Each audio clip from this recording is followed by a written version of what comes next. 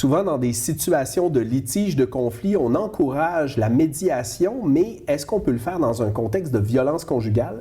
J'ai avec moi Cynthia Gérard, psychoéducatrice et médiatrice familiale. Bonjour. Bonjour, Jimmy. Alors justement, la médiation, ça vient souvent avec l'idée que les deux personnes sont présentes. Que faire quand l'une des deux a peur de l'autre?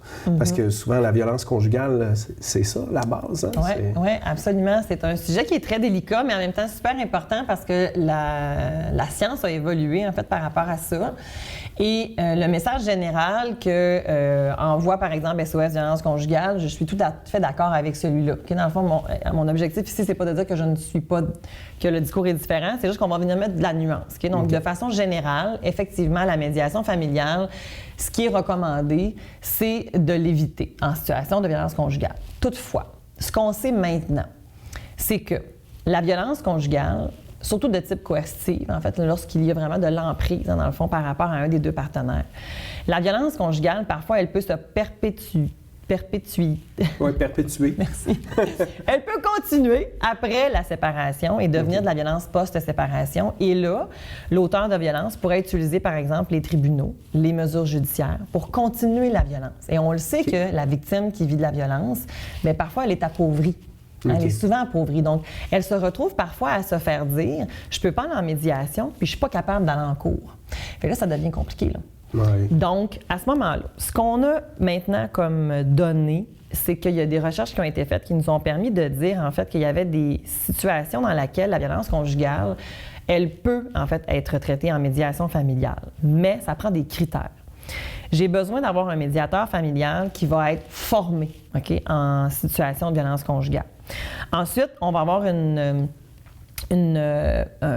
système où ça serait dans toutes les médiations, en fait, Jimmy, que ça serait vraiment ça important. Bon dans toutes les médiations. On veut faire un dépistage systématique. Plus on fait de dépistage systématique, ce que les études nous ont montré, c'est que quand on ne fait pas de dépistage systématique, on passe à côté de 50% des cas. OK. C'est énorme. Ça veut dire que j'ai un couple qui arrive devant moi, puis là, juste avec mon jugement, je vais me dire non, je pense que ces deux personnes-là sont équitables. Tu passes un dépistage, oups, une fois sur deux, tu t'es trompé. Okay. Donc, c'est vraiment super important de faire un dépistage systématique. Là, à ce moment-là, ça me donne des drapeaux de savoir est-ce que je suis confortable comme médiateur pour faire face à ça? Oui, on adapte. Non, tu réfères. Si tu es confortable, à ce moment-là, on va effectivement adapter la médiation. Tu disais tantôt d'être en présence. Dans ce genre de situation-là, on ne sera pas en présence, en fait. Okay. Ou on va avoir un protocole. Un va arriver avant, l'autre va arriver après, il n'y aura pas de croisement. On va travailler en caucus alterné. OK? Donc ça, le virtuel nous aide grandement. OK, oui, parce ça peut être une solution. Justement, on est certain qu'il y a sécurité en tout temps par rapport à ça parce que chacun d'eux est dans un lieu où il se sent en sécurité et ils sont accueillis par le médiateur qui va les envoyer dans des salles, par exemple, virtuelles où est-ce que là, le médiateur va faire de la médiation en navette, qu'on appelle. Donc, et là, passer d'une personne à l'autre en rapportant ce que l'autre a dit exact. Pour voir comment l'autre voit ça. Exact. Puis j'imagine même qu'un médiateur bien formé pour ça va pouvoir amener une espèce d'équilibre. La personne qui se sent dominée par l'autre se sent peut-être maintenant légitimée de ses craintes parce que le médiateur lui fait comprendre qu'effectivement l'autre est problématique là, dans sa relation. Bien, en fait, on a une situation où est-ce que le portrait est clair, puis en même temps, le médiateur, en fait, va souvent avoir une recommandation de chacun d'eux avoir son avocat, en fait. T'sais, tu peux aller chercher avis et conseils durant un processus de médiation pour t'assurer que les décisions que tu prends sont justes et éclairées, qu'il n'y a pas de droit qui est bafoué. Le médiateur n'est pas là pour trancher, le médiateur est là pour donner de l'information, mais effectivement, si on se rend compte qu'il y a des équilibres, ça ne fonctionne pas. Là, c'est déjà tout nommé que oui, on est dans une situation qui est problématique, on va devoir ajuster. Chacun ayez vos avocats pour que vous puissiez bien prendre de bonnes décisions. J'imagine que l'une des craintes pour une personne qui est victime de violences conjugales dans une médiation, c'est de ne pas se sentir capable d'imposer ce que la personne veut tirer de cette médiation-là, puisqu'elle va avoir tendance à laisser l'autre gagner, si je peux dire. Bien, une des stratégies qu'une victime peut adopter, c'est effectivement la soumission. Donc, je vais dire oui, je vais dire oui, je vais dire oui, mais dans un processus de médiation, justement, on va avoir évalué, le médiateur va avoir dépisté quelle est la dynamique et va être en mesure de pouvoir voir avec la personne victime si tu te retrouves en navette, est-ce que tu te sens confortable de me dire ce à quoi, mettons, tu le souhaites, puis en même temps, on va travailler ensemble, justement, parce que l'auteur l'auteur, si son objectif, c'est de garder une emprise, bien, ce qu'il va proposer, ça ne sera pas équitable. Oui. Donc, ça ne fonctionnera pas. Puis là, à ce moment-là, bien, comme médiateur, on va devoir...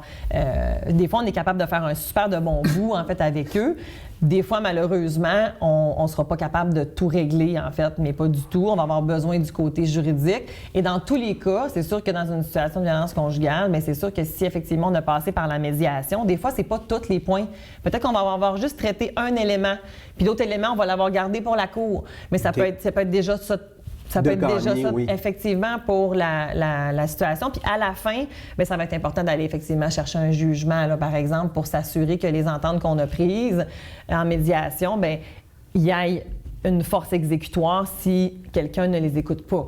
Donc, violence conjugale, on ne recommande pas la médiation, mais dans certains contextes, il pourrait y avoir médiation. Et cette médiation-là, quand on parle de contexte, j'imagine qu'il y a des violences plus verbales, il y a des niveaux de violence conjugale. Bien, absolument. Là, on n'a peut-être pas vraiment beaucoup de temps, mais en fait, c'est que le médiateur va être en mesure de pouvoir aussi voir est-ce que je me retrouve dans une situation de violence de type coercitive ou est-ce que je me retrouve dans une situation de violence situationnelle.